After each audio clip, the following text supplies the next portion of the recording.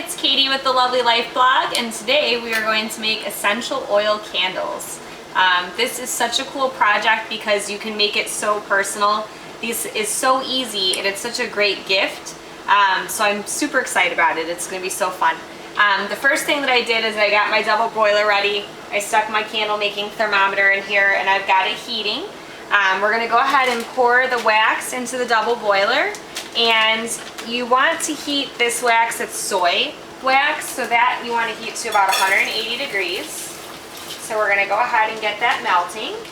And while that is melting, I also want to point out that I've already prepared my 2 little candle cups. And we took the wicks, stuck them in, and wrapped them around the top. You can use pens or pencils. The whole point of this is to keep the wick in place, because when you pour the hot wax in, if you just have the wick in there willy-nilly, it'll literally go everywhere and your wick's going to be all messed up in your candle. So it's good to just secure it on top of like a pen or a pencil. So we've got that rolling, and as soon as this wax is melted, we'll be able to put in our color and our scent.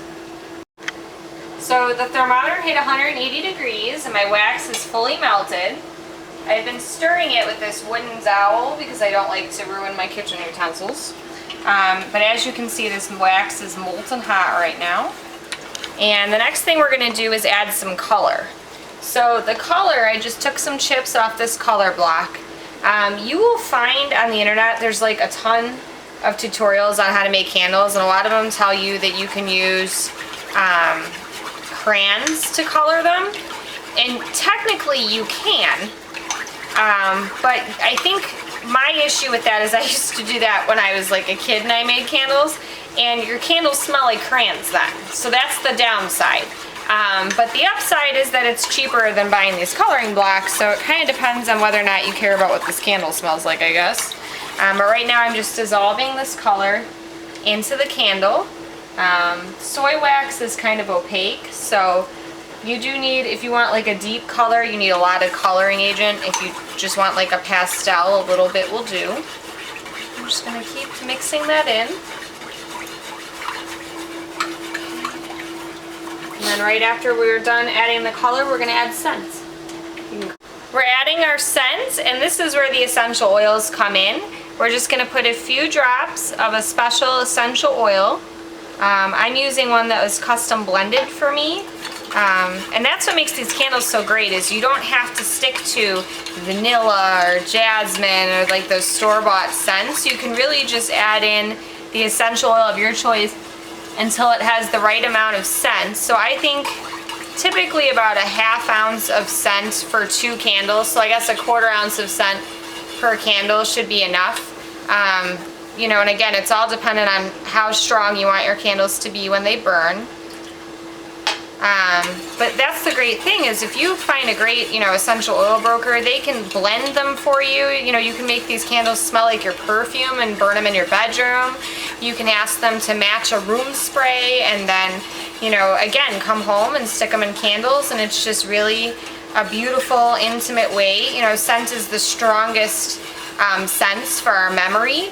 And another thing that actually would make this really cool is if you use these for weddings. If you wanted to make like candle favors, you could make your own wedding scent. I know a lot of celebrities do that. You can do that too. It really doesn't cost anything and it's super easy. All you have to do is make these candles and they last a while. So the next thing we're going to do is we're going to go ahead and pour these into the mold because we've already colored and scented them.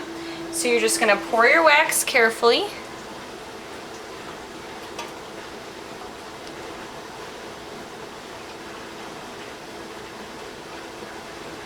Do it to like there. Always be careful because it is very hot. Okay. So now we're going to let this sit for about an hour. An hour to an hour and a half. And then if there's any bubbles, we're going to poke them down, remelt this wax, and pour more on top so that they're nice and level and there's no air bubbles. So I will be back in an hour. Okay, so I let these sit for a little longer than I was supposed to. It's been about an hour and a half since I made them. But they're still soft, so we went ahead and we poked holes in them. That's your next step. I do it with a fork, and you want your holes to be about 1 inch to 1.5 inches deep. So that's why I used a fork, because it's kind of the perfect length. So I just got the tines in there to make holes. I remelted what was left of my wax, And so now we're just gonna go ahead in and pour the rest right over the holes. And the whole purpose of this is to get rid of any air that would be trapped in the candle so it doesn't crack. And we're just gonna finish up our wax. And that's it. Now you're gonna let these candles sit for about 4 to 6 hours to dry fully, and then they'll be ready to burn. Okay, so I let my candles sit out overnight, and now they're all ready and firm. So all we have to do is clip the wicks to the length we like. And just by doing that, I'm just gonna slide this off the pen and go ahead and clip it to like here. And we'll do the same with this one. As you can see, there's, in some of these, they have like a teeny tiny blemish from where I was popping the air bubbles. But again, that's gonna disappear the first time they burn.